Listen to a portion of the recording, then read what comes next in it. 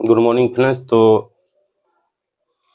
जैसे modern history का जो सीरीज चल रहा है उसमें हम देख लिए थे 1853 के चार्टर एक्ट। आज हम देखेंगे डलहौजी का कार्यकाल और देखेंगे कैसे कैसे भारतीय जनता का जो असंतोष है वो बढ़ते जा रहा है। तो इसमें क्या हुआ कि लॉर्ड डलहौजी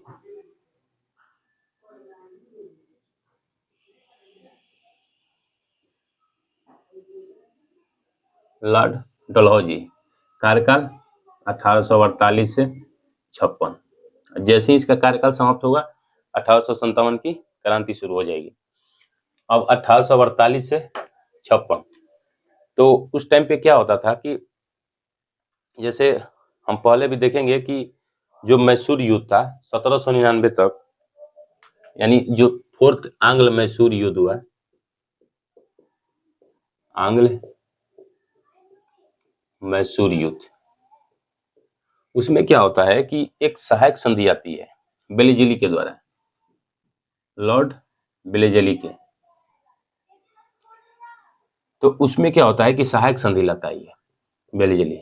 सहायक संधि क्या थी कि जैसे जो भारतीय राजा हैं वो क्या करेंगे कि ब्रिटिश सेना रखेंगे, यानी भारतीय राजा कोई सेना नहीं रखेंगे, तो उनकी मदद कौन करेगा? तो उनकी मदद यानी सुरक्षा की जिम्मा कौन लिया था? ब्रिटिश लिए थे। उनकी सुरक्षा की जिम्मा ब्रिटिश लिए थे, लेकिन वो बदले में क्या करते थे? बदले में वो राजा से खर्च लेते थे सेना का, और मनमाना खर्च लेते थे। तो एक सहायक संधि थी, और इस सहायक संधि के द्वारा क्या हुआ कि धीरे धीरे जो भारतीय जनता है और भारतीय राजा है उसमें असंतोष बढ़ता गया।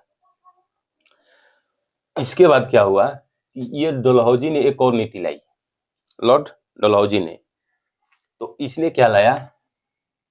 जो नीति लाई थी वो नीति था व्यक्तिगत का सिद्धांत, यानी इसको बोलते हैं हड़प नीति। कैसी नीति? हड़प नीति, यानी किसी चीज को हड़प लेना उसको। तो ये हड़प नीति क्यों बोलते हैं इसको? क्योंकि जो लॉर्ड डलहौजी था ये किसी ना किसी तरह से क्या कर रहा था कि जैसे किसी भी राज्य को अपने अधीन कर ले रहा था, नहीं उसको हड़प ले रहा था जबरदस्ती, या कोई अलग अलग उस पे आरोप लगाकर क्या कर रहा था, ये हड़प ले रहा था। इसीलिए इसको बोलते हैं हड़प नीति। तो इसके शासन में क्या हुआ, इसके कार्यकाल में लॉर्ड डलहौजी के कि जो राज्य थे उसको 3 कैटेगरी में रखा गया।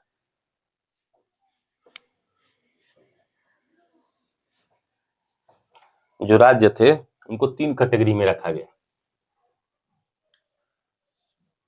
जो भारत में जो राज्य थे उनको 3 कैटेगरी में रखा गया। पहला, जो स्वतंत्र क्षेत्र था, यानी जो देसी रियासत, जिसमें देसी रियासत का शासन हुआ करता था, यानी स्वतंत्र क्षेत्र। यानी ये किस मामले में स्वतंत्र है? यानी देसी रियासत वाला जो क्षेत्र है। स्वतंत्र कहने का मतलब कि स्वतंत्र नहीं है, लेकिन ये देसी रियासत का अधिकार में है, यानी इस पर या तो मुगल का, यानी मुगल साम्राज्य का, या फिर ब्रिटिश का उस पर कोई हक नहीं है, इसीलिए इसको स्वतंत्र क्षेत्र बोला गया। दूसरा, मुगल यानी मुगल या पेशवा, मुगल या पेशवा के अधीन राज्य, मुगल या पेशवा के अधीन राज्य, यह है दूसरा। और तीसरा, जो ब्रिटिश का अधीन क्षेत्र है, ब्रिटिश के अधीन क्षेत्र, उसमें उस टाइम पे 11 अधीन क्षेत्र हुआ करते थे और 4 कमिश्नरी क्षेत्र हुआ करते थे ब्रिटिश के अधीन।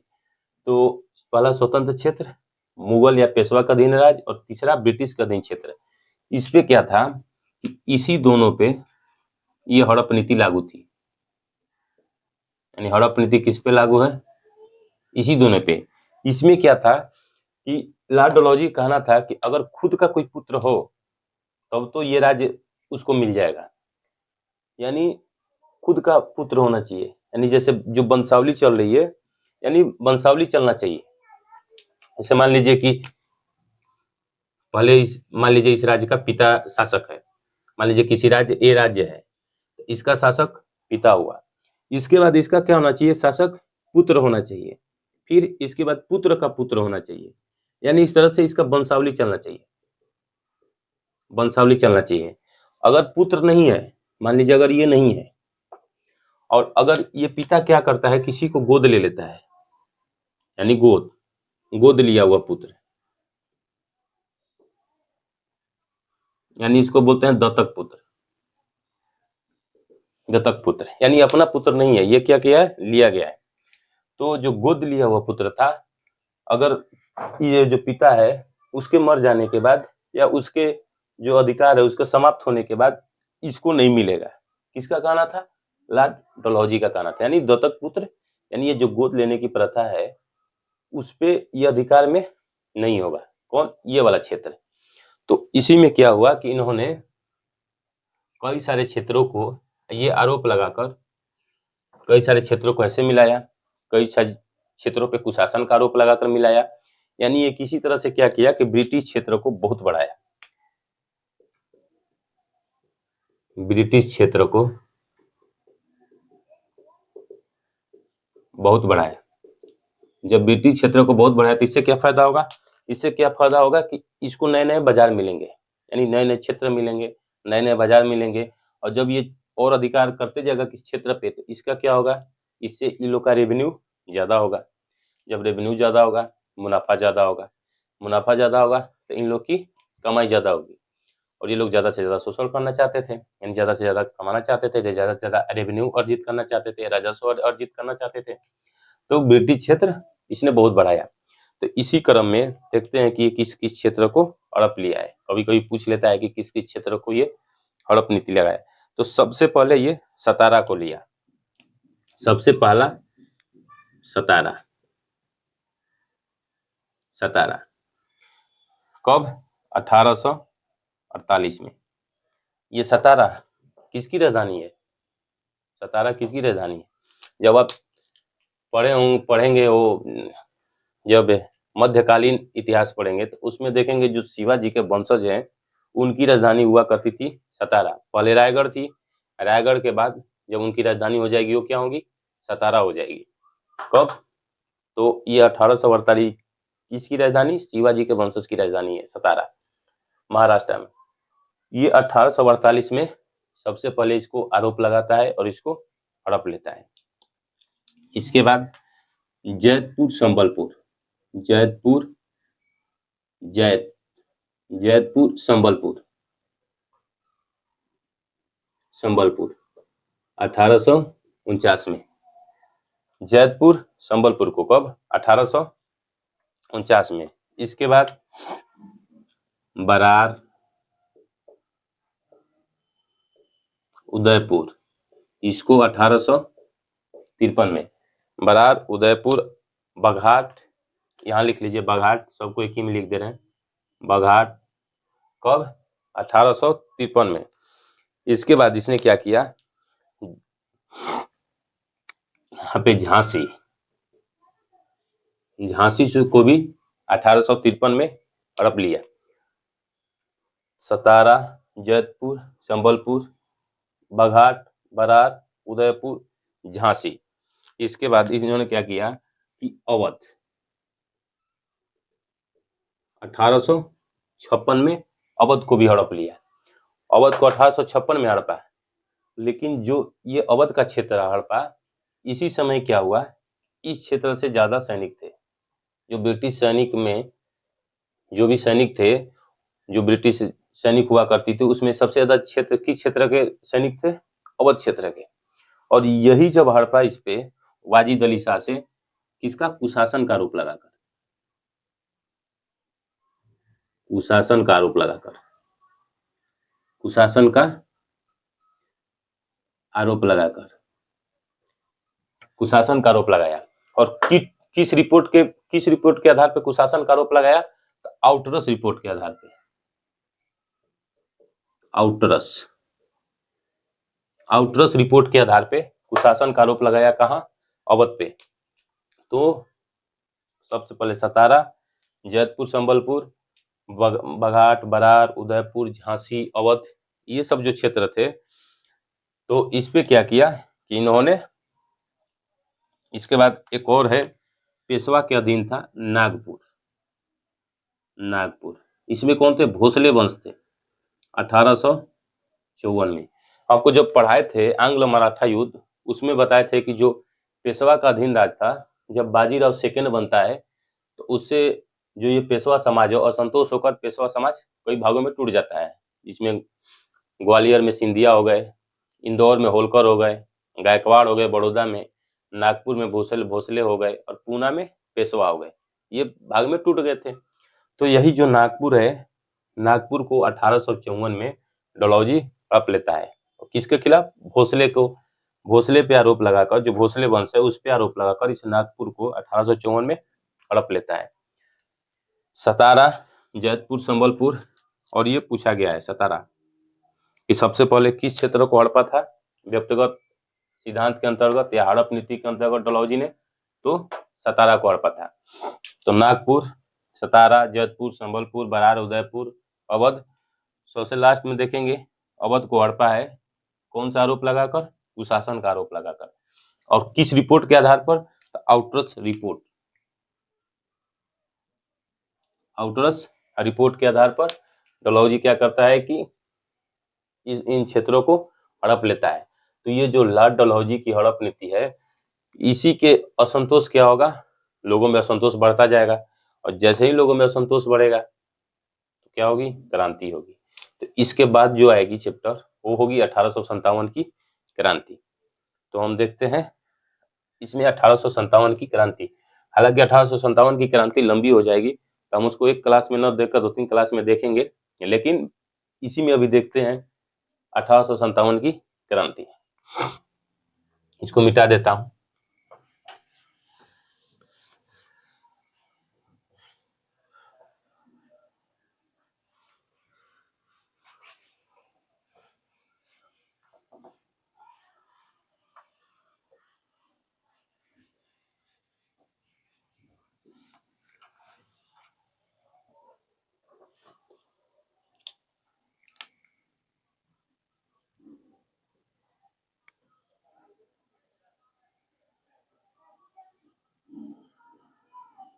अठारह की क्रांति। तो ये पहले 1857 की क्रांति क्यों हुई, इसकी पृष्ठभूमि आपको अभी जस्ट डलहौजी की हड़प नीति बताए। इसके बाद सहायक संधि थी जो 1799 में थी, या फिर 1818 तक देखेंगे कि जो पेशवा के अधीन राज्य हो गए थे। तो उसमें क्या था कि जो पेशवा का अधीन राज्य था, तो जैसे ही 1818 में 1718 में जो आंग्ल मराठा युद्ध तीसरा होगा, तो उसमें क्या करेंगे कि जो ये ब्रिटिश जीतते हैं, तो जो बाजीराव सेकेंड है उसको कहाँ बैठा देते हैं? कानपुर यानी बिठूर पे भेज देते हैं, कानपुर बिठूर नामक स्थान पे। और वहां पे जो उनके वंशज हैं नाना साहब, वो क्या करते हैं कि पहले तो इनको पेंशन पे रखा जाता है बाजीराव सेकेंड को, लेकिन उनका अपना पुत्र नहीं था। तो जो दत्तक पुत्र थे नाना साहब या धोदू पंत उनका नाम है, तो उन टाइम पे क्या करेंगे, धोदू पंत नाना साहब पे उनका अपना गोद लिया हुआ नहीं था, और ये डलहौजी की नीति थी कि अगर दत्तक पुत्र होगा उसको उनका बेनिफिट, राजा का बेनिफिट नहीं मिलेगा। तो इसी क्रम में क्या होगा कि नाना साहब की जो पेंशन है वो नहीं दी जाएगी, यानी पेंशन समाप्त कर दी जाएगी, यानी बाजीराव सेकंड के मरने के बाद उनकी पेंशन समाप्त कर दी जाएगी। तो इस तरह से लोगों में क्या होता है? असंतोष बढ़ता जा रहा था। तो जब डलहौजी की नीति आई, तो उस क्रम में जब लोगों में असंतोष बढ़ा, तो इसके जो 1857 की क्रांति है, इसके अनेक कारण हुए। एक तो लोगों में असंतोष था, इसके बाद इसमें अनेक कारण हुए। तो पहले हम देखते हैं 1857 के क्रांति के कारण क्या थे। इनके कारण क्या थे? कारण, तो इनमें पहले था राजनीतिक कारक।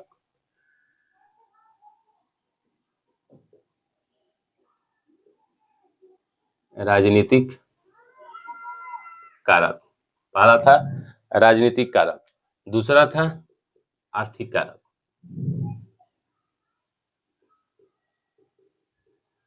दूसरा आर्थिक कारक, तीसरा क्या था? धार्मिक कारक। धार्मिक कारक। चौथा क्या था? सैनिक कारक।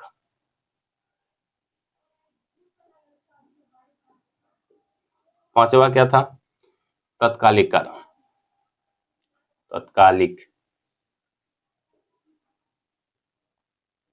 तत्कालिक कारक। कारण या कारक लिखिए, कुछ भी लिखिए, कारक या कारण। तो जो ये राजनीतिक कारक था, इसमें क्या था? इसमें था कि जो बेलेजिली की सहायक संधि थी, इसमें लिख लीजिए बेलेजिली की सहायक संधि। सहायक संधि, या ये पहला है, ये दूसरा, हम आपको बोलेंगे उस अनुसार लिखिएगा। यह है व्यक्तिगत का सिद्धांत।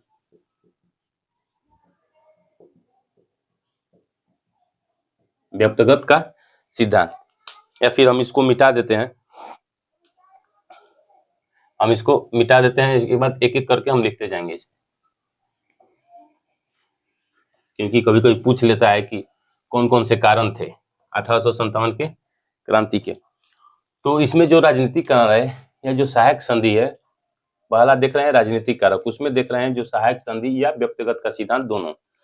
इस सहायक संधि में क्या था, हम आपको पहले ही बताए हैं इसको, कि इसमें क्या होता था कि जो भारतीय राजा हैं उनको सैनिक रखने की अनुमति नहीं दी जाती। सैनिक कौन रखते थे? ब्रिटिश। सैनिक खुद ब्रिटिश देंगे सुरक्षा में, लेकिन बदले में क्या करेंगे? खर्च लेंगे। किससे? जो भारतीय राजा हैं। तो उस कारण क्या हुआ कि लोगों में असंतोष तो पहले हो रहा था, और जो व्यक्तिगत का सिद्धांत आया, अभी जस्ट इसके पीछे हम बताए हैं, इस सिद्धांत के थ्रू भी क्या किया इन्होंने, कि इस सिद्धांत के थ्रू कि कई सारे जो क्षेत्र हैं भारतीय क्षेत्र, उस पे क्या करे, कभी कुशासन का आरोप लगाकर, या कभी दत्तक पुत्र का आरोप लगाकर, या गोद लेनी प्रथा जो थी उसके आरोप में इन्होंने क्या किया, कई सारे क्षेत्रों का अधिग्रहण किया इन्होंने, लॉर्ड डलहौजी ने। और ये सहायक संधि किसने लाई है? बेलीजिली ने। ये कब आया है व्यक्तिगत सिद्धांत? 1848 में। सहायक संधि कब आई है? 1799 में। तो इसमें क्या हुआ कि डलहौजी ने एक कमीशन बनाया था। ये तो सहायक संधि आप समझ गए, ये भी समझ गए हैं। इसके बाद डलहौजी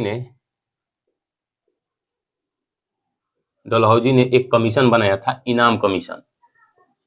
इनाम कमीशन किसने बनाया था? लॉर्ड डलहौजी ने। किस लिए बनाया था? जमींदारों की जांच करने के लिए, क्योंकि उस समय उस टाइम पे क्या हो रहा था कि रेवेन्यू धीरे धीरे कम हो रहे थे। तो उन्होंने देखा है कि बहुत सारे जमींदार रजिस्टर्ड हैं। कहाँ पे? इस कार्यकाल में बहुत सारे जमींदार रजिस्टर्ड हैं, लेकिन उनका रेवेन्यू क्या हो रहा है? कम हो रहा है, यानी राजस्व अच्छे से वसूला नहीं जा रहा है। तो इसी के लिए इन्होंने क्या किया कि एक कमीशन बनाया, इनाम कमीशन। तो जब इनाम कमीशन बनाया तो पहला इसका पूछा गया कि इसका काम क्या था इनाम कमीशन का? तो जमींदारों की जांच करना।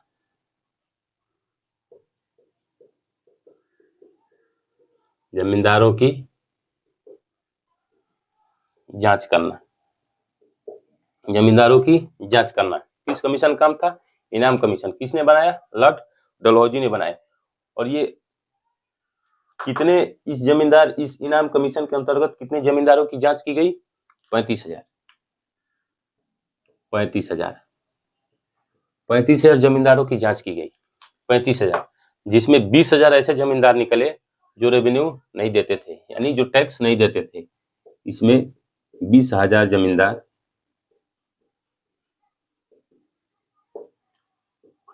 कर नहीं देते थे। 20,000 जमींदार कर नहीं देते थे, और ये अधिकांश कहाँ के थे? बम्बई क्षेत्र के। अधिकांश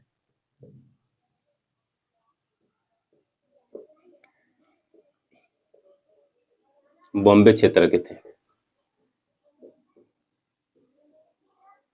अधिकांश बॉम्बे क्षेत्र के थे। जमींदारों की जांच करना इनाम कमीशन काम था। कितने? 35,000।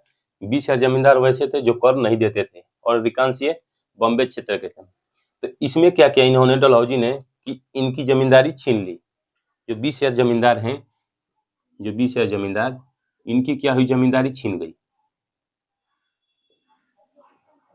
जमींदारी छीन गई।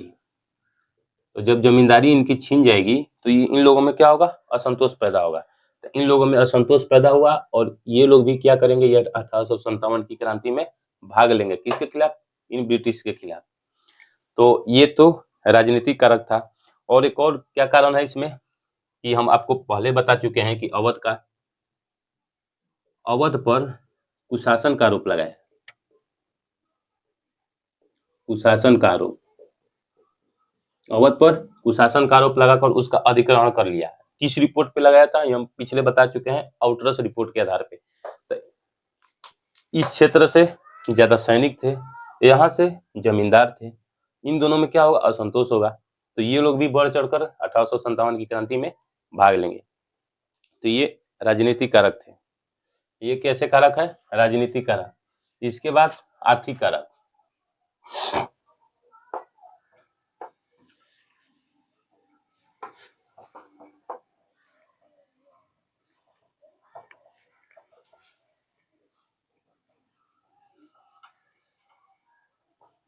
इसके बाद क्या होगा कि इसमें आर्थिक कारक आएंगे।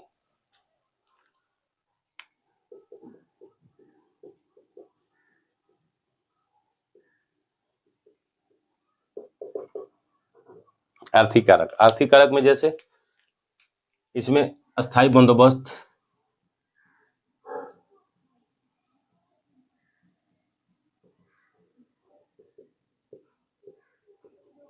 मालवाड़ी या रैयतवाड़ी, अस्थाई मालवाड़ी या रैयतवाड़ी, ये जो बंदोबस्त था, इसमें क्या हो रहा था कि टैक्स की एक तो दर ऊंची थी, और ये लोग टैक्स की जब दर ऊंची थी और इसमें टैक्स का जो माफी का प्रावधान था वो नहीं था। ये लोग क्या करते थे, टैक्स जबरन वसूलते थे, नहीं जबरन ये लोग टैक्स लेते थे। उपज हो या न हो, इन लोगों का काम था टैक्स वसूलना। तो अस्थाई बंदोबस्त, माहलवाड़ी बंदोबस्त या रैयतवाड़ी बंदोबस्त, इसमें क्या हुआ कि इन लोग जबरन टैक्स वसूलते थे, यानी माफी का कोई प्रावधान नहीं था, माफी का कोई प्रावधान नहीं था। जब माफी का कोई प्रावधान इसमें नहीं था, इस बंदोबस्त में, तो इससे क्या हुआ कि ज्यादा से ज्यादा जब ये लोग टैक्स की अदा करने लगे, तो इसमें लोग क्या होने लगे, जो कृषक थे उन लोगों में असंतोष पैदा होने लगा, क्योंकि उपज हो रही है तो भी, नहीं हो रही है तो भी ये लोग टैक्स जबरन वसूली कर रहे हैं, माफी हो नहीं रही है। तो किसानों में असंतोष होने लगा। तो किसानों ने क्या किया कि जो अपना कृषि कार्य करना है उन्होंने छोड़ दिया, और कैसा कार्य करने लगे, मजदूरी कार्य करने लगे। जब मजदूरी करने लगे ये लोग, तो भार कहाँ आया, भार कृषि पे बढ़ेगा। जैसे ही भार कृषि पे बढ़ा, तो इंग्लैंड की और मतलब ब्रिटिश की ये क्या हुई, रेवेन्यू कम हो गई। जैसे ही ब्रिटिश की रेवेन्यू कम होगी, जब ब्रिटिश की रेवेन्यू कम होगी, तो ये लोग क्या करेंगे, वाणिज्यिक फसलों का उत्पादन शुरू करेंगे। कैसे फसलों का, वाणिज्यिक फसलों का, यानी कृषि का वाणिज्यिकरण कर देंगे। यानी ये लोग क्या करेंगे, कृषि का वाणिज्यिकरण, यानी उस टाइप के ये फसल उगाया जाए। कृषि का वाणिज्यिकरण का मतलब कि उस टाइप का फसल उगाया जाए जिसको बेचकर आसानी से क्या किया जाए, टैक्स भरा जा सके। जैसे चाय, कॉफी, रबर, तंबाकू, नील आदि। यानी कृषि का वाणिज्यिकरण मतलब कि नगदी फसलों को ज्यादा बढ़ावा देना। जैसे चाय हुआ, कॉफी हुआ, रबर हुआ, तंबाकू हुआ, नील हुआ, गन्ना हुआ, यानी ज्यादा से ज्यादा किस फसल का उत्पादन करना, नगदी फसल का उत्पादन करना। इसमें क्या है कि आप टैक्स ठीक है उत्पादन कर सकते हैं, आप इसको बेचकर न टैक्स भी भर सकते हैं, लेकिन इसमें क्या है कि इस फसलों को उगाने जाएंगे, इसके लिए शुरू में क्या करने पड़ेगी, आपको ज्यादा पूंजी की आवश्यकता पड़ेगी इन फसलों के लिए। और पहले किसान वैसे थे कि ज्यादा पूंजी का था नहीं, तो इन लोग क्या करते थे कि साहूकार से लेते थे ऋण, इसके लिए ज्यादा ऋण की आवश्यकता होती थी। तो जब किसानों के पास जब ज्यादा ऋण होगा, तो किसान कहाँ जाएंगे, साहूकार के पास जाएंगे, यानी ऋण लेने कहाँ जाएंगे, साहूकार के पास। तो साहूकार क्या करते थे कि जब ये ऋण नहीं चुका पाते थे, तो उनकी जमीन हड़प लेते थे, उनकी जमीन क्या करते थे, साहूकार हड़प लेते थे। इससे भी क्या हुआ, किसानों में असंतोष पैदा हुआ। इसके बाद क्या हुआ कि इन्होंने एक प्रथा लाई, ददनी प्रथा, ददनी प्रथा, यानी किसानों को पहले ही पैसा दे दिया जाता था, किस कार्य के लिए, पहले ही पैसा दे दिया जाता था। ठीक है, आप जो भी उत्पादन करेंगे, यानी जो ये नकदी फसलों का उत्पादन करेंगे, वो सब किसको बेचेंगे? सबसे पहले ब्रिटिश को ही बेचेंगे। यानी दरद्री प्रथा लागू हुई। इसमें क्या हुआ कि ये लोग इसका कम क्या देते थे, यानी प्राइस मूल्य कम देते थे, एक कम मूल्य पे इसको खरीद लेते थे। जो बाकी कंपनियां होंगी उनको तो पहले ही ये लोग ये हरा चुके हैं, जो ब्रिटिश हैं। जैसे वांडीवासा का युद्ध में फ्रांसीसी खत्म हो गए, इसके बाद 1759 के युद्ध में डच खत्म हो गए हैं, बचे हैं कौन? ब्रिटिश। पुर्तगाली तो पहले ही हार चुके हैं। तो ये जो है, इनका एक तरह से ब्रिटिश का मोनोपोली चलता था किस पे? जो भारतीय कृषक वर्ग है उन पे, और कम पैसे में ये लोग खरीद रहे थे ये इनका ये जो नकदी फसल है, और ये लोग क्या कर रहे थे? ऋण के चक्र में फंसे जा रहे थे और इनकी जमीन भी जा रही थी। तो इन लोगों में धीरे धीरे क्या हुआ? असंतोष पैदा हुआ। जब धीरे धीरे इन लोग का असंतोष पैदा हुआ तो ये लोग क्या करेंगे? इस क्रांति में भाग लेंगे। इसके बाद जो मजदूर वर्ग है वो क्या होगा कि जैसे जो भारतीय कुछ वाणिज्य कार्य हो रहे थे, जैसे कपड़ा का, तो इन्होंने क्या किया कि जो कपड़े हैं उस पर भारी टैक्स लगा दिया। जैसे भारतीय जो वाणिज्यिक कार्य कर रहे थे लोग, जैसे मान लीजिए कपड़ा कताई हो रहा था, सूती कपड़ों का उत्पादन भारत में माना जाता है, तो उस पर क्या कर रहे थे ये लोग कि बहुत ज्यादा टैक्स लगा दे रहे थे। जैसे सूती वस्त्र पर इन्होंने 71% टैक्स लगाया था।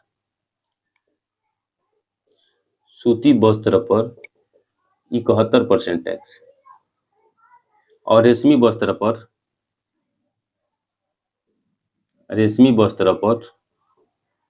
90% टैक्स। सोचिए, सूती वस्त्र पर 71% टैक्स और रेशमी वस्त्र पर 90% टैक्स लगा दिया। जब ये टैक्स लगा दिए इन लोग, तो इससे क्या हुआ कि भारतीय सामान महंगी हो गई। भारतीय सामान जब महंगी हो गई, और आप जानते हैं कि ब्रिटिश में क्या हुआ, धीरे धीरे औद्योगिक क्रांति हुई, तो ब्रिटिश का जो सामान है एक तो मशीन से बन रहा है, तो जो सामान मशीन से बन रहा है वो ज़्यादा अच्छा होगा, यानी दिखने में तो ज़्यादा अच्छा होगा। और जो हाथ से, जो भारतीय बुनकर हैं जो हाथ से ये बना रहे थे कपड़ा, तो इस पे एक तो भारतीयों के कपड़ों की तुलना में ब्रिटिश कपड़ा दिखने में अच्छा था, क्योंकि कृत्रिम रंग भी जर्मनी में उत्पादन ये हो गया था, कृत्रिम रंग का आविष्कार हो गया था। और जो सूती वस्त्र हैं, वो जो भारतीय कपड़ा है, ब्रिटिश के कपड़ों की तुलना में इन पर ज्यादा टैक्स लगा दिया गया, तो ये क्या हो गया? ज्यादा महंगा हो गए। जब ये महंगा हो गए, एक तो ब्रिटिश कपड़ा दिखने में अच्छा, और प्लस में भारतीय कपड़ा महंगा हो गया, तो लोग क्या करते थे? ज्यादा से ज्यादा ब्रिटिश कपड़ा खरीदते थे। और रेशमी वस्त्र पर भी महंगा हो गया, रेशमी वस्त्र भी महंगा हो गया, और ये तो लोग ज्यादा से ज्यादा ब्रिटिश कपड़ा खरीदते थे। इसके बाद इन्होंने क्या किया कि भारतीय बुनकर इनसे परेशान हो गए। भारतीय बुनकर जब परेशान हो गए, तो इन्होंने ये कार्य भी धीरे धीरे छोड़ना शुरू कर दिया। ये कार्य भी धीरे धीरे छोड़ना शुरू किया, और ये लोग भी मजदूर बनने लगे।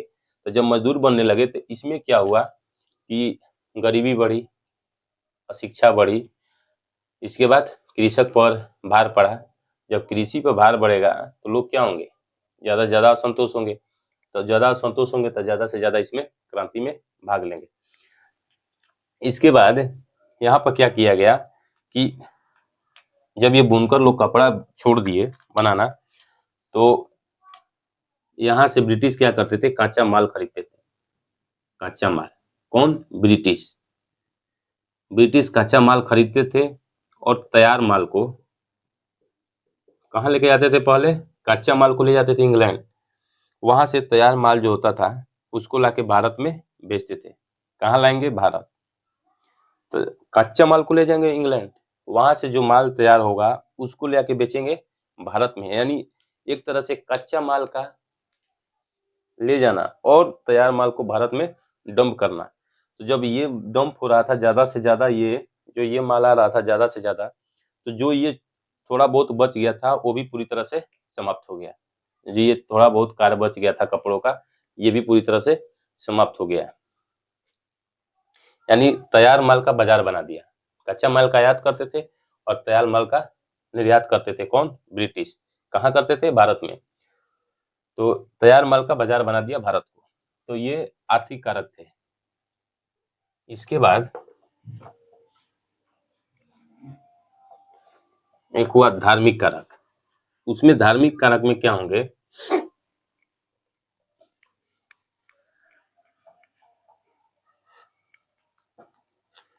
यहाँ लिखिए धार्मिक कारक।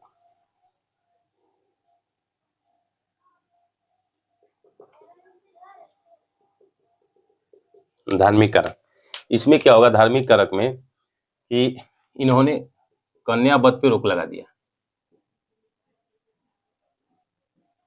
कन्या वध पर रोक लगा दिया किन्होंने, ब्रिटिश ने। किसकी मदद से, जॉन शोर की मदद से।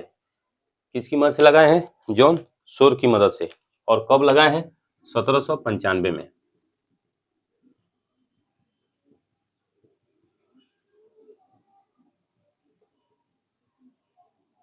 जॉन शोर की मदद से। इसके बाद इन्होंने कन्या वध पे रोक लगा दिया।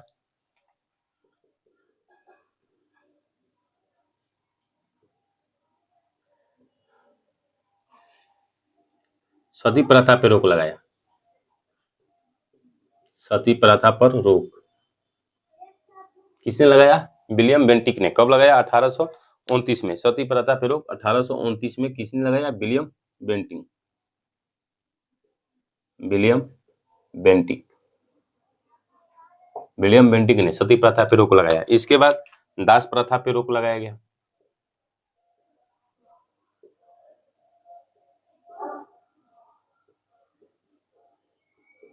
1843 में किसके द्वारा, एलन ब्रो के द्वारा। एलन ब्रो के द्वारा। जैसे कन्या वध पे रोक, सती प्रथा पे रोक, दास प्रथा पे रोक, नरबलि प्रथा पे रोक,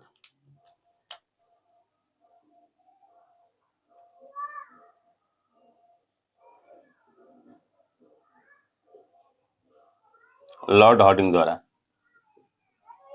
लॉर्ड हार्डिंग, लॉर्ड हार्डिंग के द्वारा नरबलि प्रथा पे रोक, सती प्रथा पे रोक, दास प्रथा पे रोक।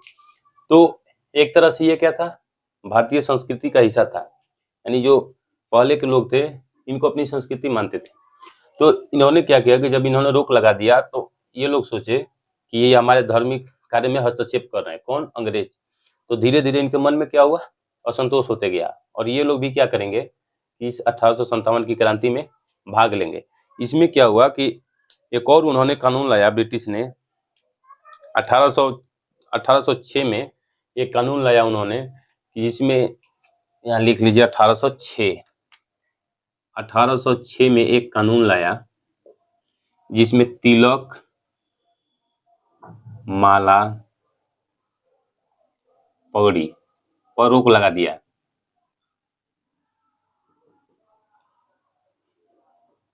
तिलक, माला, पगड़ी पर रोक लगा दिया। बदले में क्या पहनना होता था, तो टोपी पहननी होती थी, नहीं, हैट जिसको बोलते हैं, जो देखेंगे आप राउंड होगा। एक होता है कैप जो ऐसे निकला होता है, एक होता है हैट यानी जो चारों तरफ से होता है, उसको देखेंगे चारों तरफ से ऐसे ऐसे निकला होगा गोल, उसको बोलते हैं हैट। तो उस टाइप की टोपी पहननी होती थी, टोपी पहननी पड़ती थी,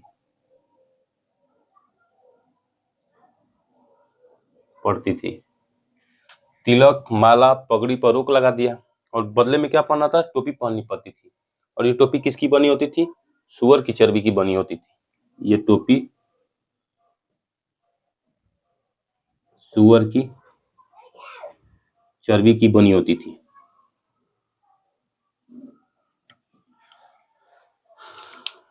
इससे भी लोगों का क्या हुआ, धार्मिक कार्यों में हस्तक्षेप हुआ। जब धार्मिक कार्यों में हस्तक्षेप हुआ तो इससे भी लोगों में असंतोष पैदा हुआ। इसके बाद इन्होंने एक कानून लाया, लेक्स लोकी का कानून 1850 में। 1850 में इन्होंने एक कानून लाया, लेक्स लोकी का कानून।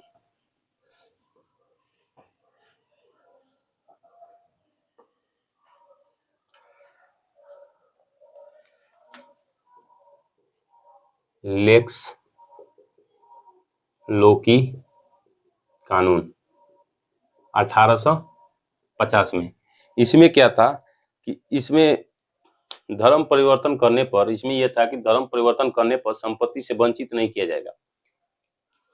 यानी यहां लिख लीजिए, धर्म परिवर्तन करने पर संपत्ति से वंचित नहीं किया जाएगा। यानी इसका मतलब क्या है कि जो संस्कृति हिंदू थी या मुसलमान थे, इसको ये लोग क्या चाहते थे, धीरे ये कैसे कन्वर्ट हो जाए, ईसाई में कन्वर्ट हो जाए। इसीलिए इन्होंने एक कानून लाया था, लेक्स लोकी का कानून 1850 में। उन्होंने उसमें कहा था कि धर्म परिवर्तन करने पर संपत्ति से वंचित नहीं किया जाएगा। और इसमें एक कथन है मेजर एडवर्ड का। एडवर्ड, उन्होंने कहा है कि हमारा लक्ष्य भारत को ईसाई राष्ट्र बनाना है। कैसा? ईसाई।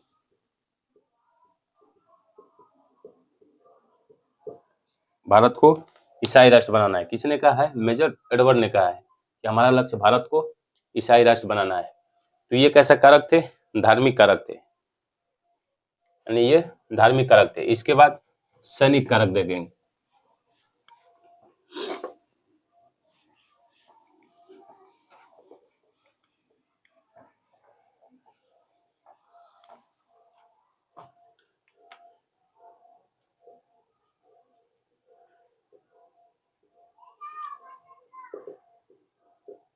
सैनिक कारक, सैनिक कारक में क्या था कि जो भारतीय सैनिक थे और जो ब्रिटिश सैनिक थे, उन लोगों में क्या होता था?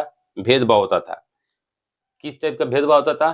तो भत्ता के लेकर, यानी भत्ता को लेकर भेदभाव होता था भारतीय सैनिक और ब्रिटिश सैनिक में। पदोन्नति का मामला, पदोन्नति का मामला को लेकर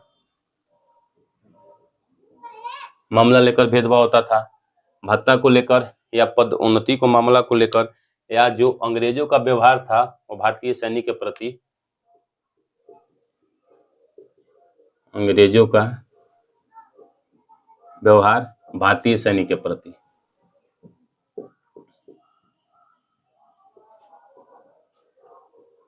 उससे क्या था कि ये लोग असंतुष्ट थे। 1854 में क्या हुआ कि एक डाकघर अधिनियम लाया। 1854 में डलहौजी ने डाकघर अधिनियम लाया। डाकघर अधिनियम, उसमें क्या किया 1854 में डाकघर अधिनियम लाकर कि जो भारतीय सैनिक हैं उनके जो पत्र रहते हैं उस पर प्रतिबंध लगा दिया। यानी भारतीय सैनिक के पत्र को क्या किया? प्रतिबंधित किया। प्रतिबंधित किया किस अधिनियम के थ्रू? 1854 में डाकघर अधिनियम के थ्रू। 1854 में डाकघर अधिनियम के थ्रू इसको क्या किया? प्रतिबंधित किया। तो ये सैनिक कारक थे, भत्ता को लेकर, पदोन्नति का मामला, या अंग्रेजों का व्यवहार जो भारतीय सैनिकों के प्रति था उससे, या फिर 1854 में जो डाकघर अधिनियम आया उसमें भारतीय सैनिक के पत्र को प्रतिबंधित करने का काम किया। किसने? लॉर्ड डलहौजी ने। तो ये सैनिक कारक थे। इसके बाद इसमें एक है तत्कालिक कारण। तत्कालिक कारण है कि नवंबर 1856 में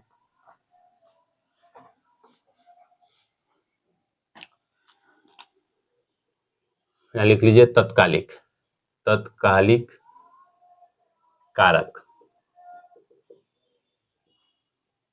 नवंबर 1856 में इन्होंने एनफील्ड राइफल बनाया। एनफील्ड राइफल और कारतूस।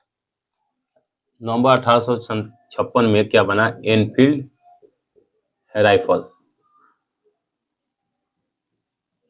और कारतूस। कारतूस को नवंबर 1857 में एनफील्ड राइफल और कारतूस किसको दिया गया? सेना को दिया गया। ये कहाँ बनता था? एनफील्ड राइफल और कारतूस बुलिच शस्त्रागार में। लिखिए बुलिच, बुलिच शस्त्रागार, इसको बनाया जाता था बुलिच शस्त्रागार में। और इसमें क्या था कि जो कारतूस हैं, पहले देखेंगे कारतूस पहले से खींच के तब उसके ऊपर से क्या होता था? कारतूस लगाया जाता था। पहले उसके ऊपर को कैप हटाना पड़ता था, मुंह से हटाना पड़ता था कारतूस में। तो जो एनफील्ड राइफल और कारतूस हैं वो कहाँ बनते थे? बुलिच शस्त्रागार में। सैनिकों को कब दिया गया? नवंबर 1856 में। और जो ये कारतूस के जो ऊपर कैप लगी होती थी, जो ऐसे खींचते हैं, इसके बाद उसको भरा जाता है, तो जो ये कारतूस होता था उसके ऊपर गाय या सुअर की चर्बी लगी होती थी।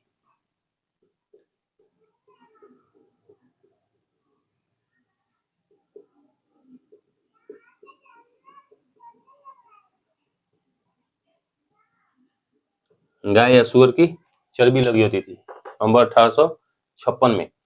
तो जो भारतीय सैनिक हैं इसको लेने से मना कर दिए, एनफील्ड राइफल और कारतूस को लेने से मना कर दिए।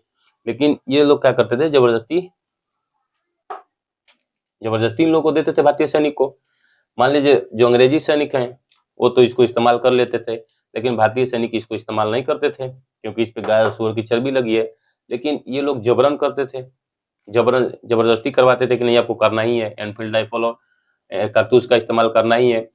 इससे भी क्या हुआ तत्कालीकरण में कि यही इसकी तत्कालीकरण होगी और ये पूछा गया है, इससे लोगों में असंतोष हुआ और ये तो तुरंत, इसीलिए इसको बोलते हैं तत्कालीकरण, क्योंकि बहुत जल्दी ही रिएक्ट किया, यानी ये बहुत जल्दी सैनिकों पर रिएक्ट किया। और इसके तुरंत बाद ही देखेंगे कि जनवरी में क्या हुआ। जनवरी 1857 में क्रांति की शुरुआत होगी, भले धीरे धीरे ही होगी लेकिन क्रांति की शुरुआत हो जाएगी जनवरी से ही। तो इसीलिए इसको बोलते हैं तत्कालीकरण, क्योंकि ये तुरंत रिएक्ट किया, भारतीय सैनिक पे ये तुरंत रिएक्ट किया। और ये पूछा गया है, ये इंपॉर्टेंट पूछा गया है बीपीएससी में कि 1857 की क्रांति की तत्कालिक कारण क्या थी। तो तत्कालिक कारण क्या है? एनफील्ड राइफल और कारतूस। ये कब बनकर तैयार हुआ? नवंबर 1856 में सैनिकों को दिया गया। कहाँ बनता था? बुलिच शस्त्रागार में। किसकी चर्बी लगी होती थी कारतूस पे? गाय और सुअर की चर्बी लगी होती थी इस पे। तो ये तो हम कारण देखे। अब उस टाइम पे देख लेते हैं कि स्थिति किसकी क्या है। तो यहाँ पे जो गवर्नर जनरल बन के है वो है Lord Canning. Governor general Lord Canning है। डलहौजी कार्यकाल समाप्त हो गया है। ब्रिटेन के पीएम कौन है? ब्रिटिश, बी मतलब ब्रिटिश, यहाँ लिख देते हैं पूरा। ब्रिटिश पीएम पामस्टन है।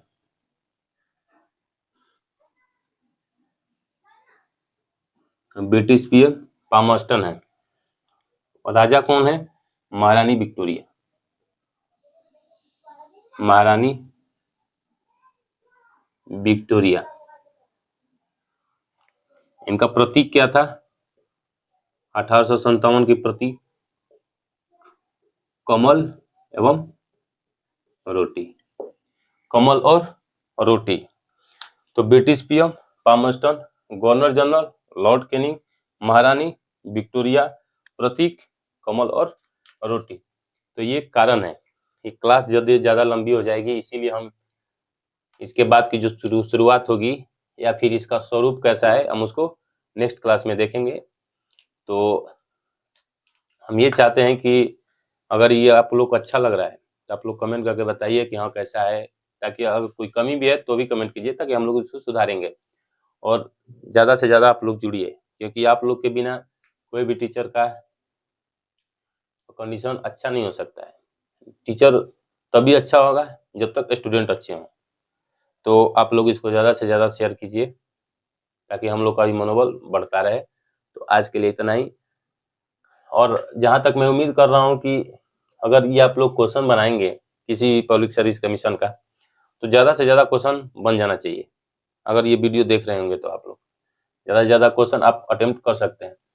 तो आज के लिए इतना ही। हम नेक्स्ट क्लास में देखेंगे इस क्रांति का स्वरूप कैसा है और अलग अलग जगह पे कैसे क्रांति की शुरुआत होती है, तो हम उसको नेक्स्ट क्लास में देखेंगे। आज के लिए इतना ही। धन्यवाद।